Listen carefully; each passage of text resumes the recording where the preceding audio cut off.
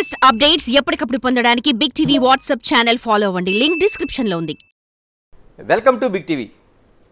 ఈ రోజున big TV స్టూడియోలో ఉన్న వాళ్ళని ప్రత్యేకంగా పరిచయం చేయాల్సిన అవసరం లేదు.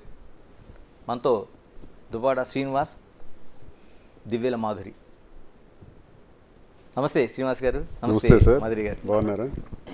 ఇలాగ రెండు పేర్లు అంటే దువ్వాడ శ్రీనివాస్, దివ్యల మాధురి అని రెండు వేరువేరుగా కాకుండా ఒకే ఇంటి పేరుతో పిలిచే రోజు ఎప్పుడని ఏమని చెప్పగలుగుతారా?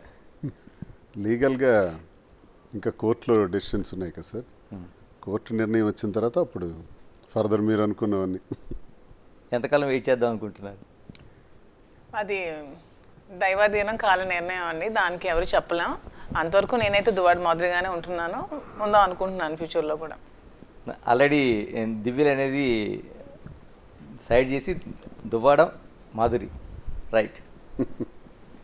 ఫస్ట్ ముందుగా అంటే ఆయన పాలిటిక్స్లోన ఒక హీరో. సాధారణంగా ఆయన ఉండే విమర్శలు కావచ్చు, లేకపోతే ఆయన ప్రతిపక్షాన్ని ఎదుర్కొనే తీరు కావచ్చు, చాలామందికి విలన్ కూడా ఆయన. అలాంటి ఆయన్ని హీరోగా పెట్టి ఒక సినిమా తీయబోతున్నారు. ఏంటి ఫస్ట్ ఆ సినిమా కోసం చెప్పండి ఫస్ట్, ఎందుకంటే ఇవన్నిటికంటే ముందు మీరే మాధురి గారి ముందు చెప్పాలి, ముందు మీ హీరో కాబట్టి.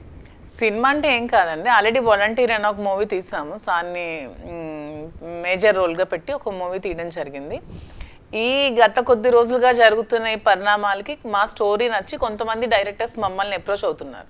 మీ మూవీనే అంటే సార్ బయోపిక్ని స్టోరీగా మూవీ తీద్దామని వస్తున్నారు. ఇంకా జరుగుతున్నాయి మాటలు, త్వరలో మా మూవీ అయితే వస్తుంది. అంటే శ్రీనివాస్ గారి బయోపికా లేకపోతే మాధురి గారితో కలిపి ఉన్న బయోపికా? శ్రీనివాస్ గారి బయోపిక్ అంటే మాధురి లేకుండా ఉండదు కదా, మాధురితో ఉన్న బయోపిక్. ఓకే, అంటే ఎంతవరకు వచ్చినాయండి? అంటే అదేంటంటేనండి, ఆ స్టోరీలో 3 డైమెన్షన్స్.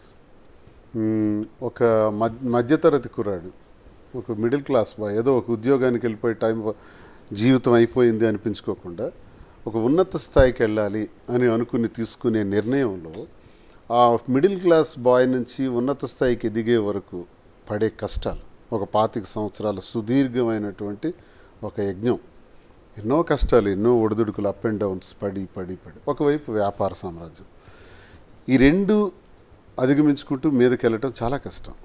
ఆ వ్యక్తే ఒక గ్రానైట్ ప్రపంచంలో, గ్రానైట్ అనేటువంటి మైనింగ్ ఫీల్డ్లో మంచి పేరు ప్రఖ్యాతులు వచ్చే విధంగా ఉన్నత స్థాయికి వ్యాపారంలో రావటం, రాజకీయాల్లో కూడా మంచి స్థాయికి వచ్చేటట్టు జరగటం, ఇవన్నీ కూడా ఒక మధ్యతరగతి కుటుంబీకుడికి ఎలా సాధ్యపడతాయి అన్నది ఒక మంచి ఒక యూత్కి ఒక ఎంకరేజ్మెంట్గా ఉంటుంది.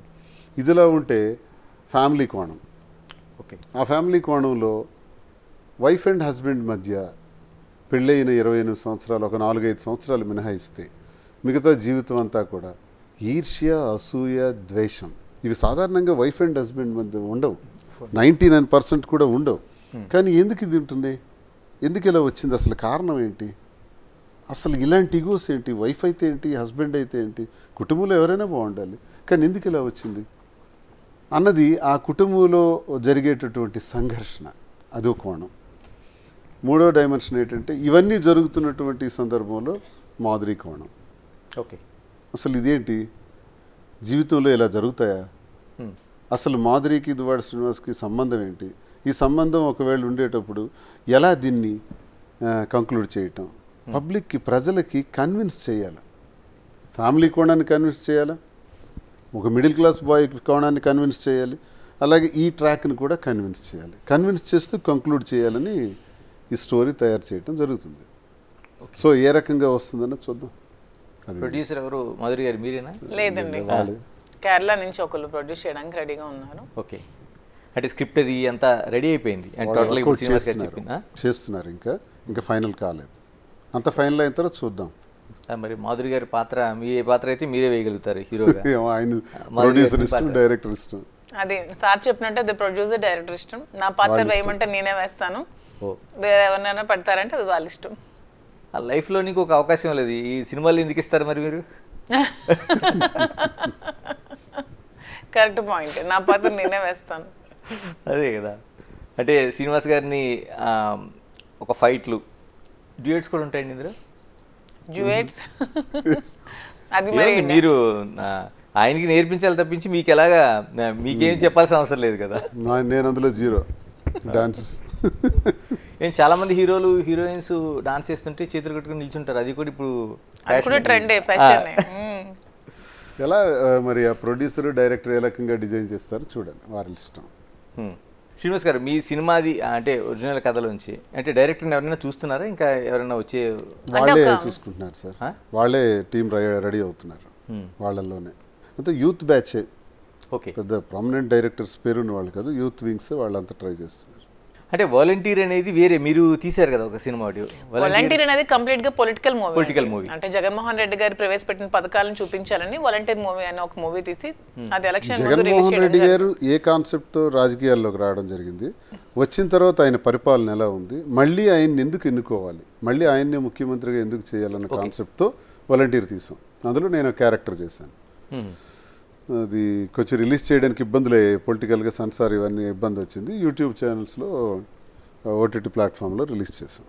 ఇప్పుడు మీ రియల్ లైఫ్ స్టోరీ ఒకటి ఉంది, అంటే మీరు యూత్ లీడర్ దగ్గర నుంచి ఇప్పుడు మాధురి గారి వరకు జర్నీ, పేరు ఏమైనా పెట్టారండి సినిమాకి? ఏమన్నా లేదండి, వాళ్ళ ఒక 4 టైటిల్స్ అనుకున్నారు. 2024 లవ్ స్టోరీ 2024 అని ఒకటి, దువ్వాడ శ్రీను మనసు దోచిన మాధురి అనేది ఏదో ఒక టైటిల్ రెడీ చేశాం. ఓ దువ్వాడ శ్రీను మనసు దోచుకున్న మాధురి, అదొకటి. ఇంకేదో ఒకటి చేశారు, ఆకాశంలో 7 రంగులు. ఓకే, అంటే ఇంద్రధనుసు లాగా ఏ నడుస్తున్నాయి, ఏది ఫైనల్ చేస్తారు. మీకు అంటే ముందుగా many happy returns of the day. ఎందుకంటే మీ లైఫ్లో ఏం పుట్టినరోజులు ఎన్ని చేసుకున్నారో తెలియదు, కానీ మాధురి గారు చేసిన పుట్టినరోజు మాత్రం మీకు లైఫ్ లాంగ్ గుర్తుండిపోయే పుట్టినరోజు అనుకుంటా. చాలా బాగా చేశారు, ఐ ఫెల్ట్ వెరీ హ్యాపీ. ఈర్ష్య అసూయల మధ్య జరిగే ఇన్నాళ్ల పుట్టినరోజుల వేడుకల కన్నా ఈరోజు జరుపుకున్నవి, ఈ మధ్య November 4 జరుపుకున్నవి సంతోషంగా అనిపించింది నాకు. అందుకని మీకు ఒక కష్టమైన ప్రశ్న అడిగాం అనుకుంటున్నాను. మాధురి గారి పుట్టినరోజు ఎప్పుడు, ఎంత గ్రాండ్గా చేయాలనుకుంటున్నారు? December 12. ఓ, నేను ముందుగా ప్రిపేర్ చేశారా లేకపోతే గుర్తుపెట్టుకున్నారా? మీరే కదా ఇప్పుడు అడిగారు, అసలు క్వశ్చన్ అడుగుతారని కూడా మాకు తెలియదు కదా, మీరు అడిగిన క్వశ్చన్ కదా. అంటే ఇప్పుడే నెక్స్ట్ మంత్. ఓకే, నాది November, తంది December. అంటే ఆ రోజున మేము ఆ యూట్యూబ్లో అప్లోడ్ చేసినవన్నీ చూసాం. చాలా గ్రాండ్ గిఫ్ట్ మీకు. అంటే ఆవిడ ఇచ్చిన బహుమతితో పాటు ఆ చుట్టూ అరేంజ్ చేయడం కావచ్చు, మిగతా వాళ్ళందరినీ పిలవడం కావచ్చు, మిమ్మల్ని వెల్కమ్ చెప్పడం కావచ్చు. మరి మీరు ఎలా ప్రిపేర్ అవుతున్నారు? నేను నా పేరు చెప్పి తనే అన్ని ప్రిపేర్ చేస్తాను సార్, నేను అలా నిల్చుంటాను. ఏదో సరదాగా ఎంటర్టైన్. చాలా కాలం అలా నిల్చునే తప్పు చేశారేమో. ప్రిపరేషన్ మీరే చెప్పాలి. అంటే మేబీ అయ్యుండొచ్చు, కానీ అతనికి సర్ప్రైజెస్ అని అలాంటివన్నీ అలవాట్లేదు ముందు నుంచి. నేను కూడా ఏం ఎక్స్పెక్ట్ చేయట్లేదు. సరదాగా ఉంటాం, చేసుకుందాం. మంచి జీవితం కదా, అనుకున్న జీవితం, కోరుకున్న జీవితం బాగా చేద్దామని. For more videos like this, subscribe Big TV channel.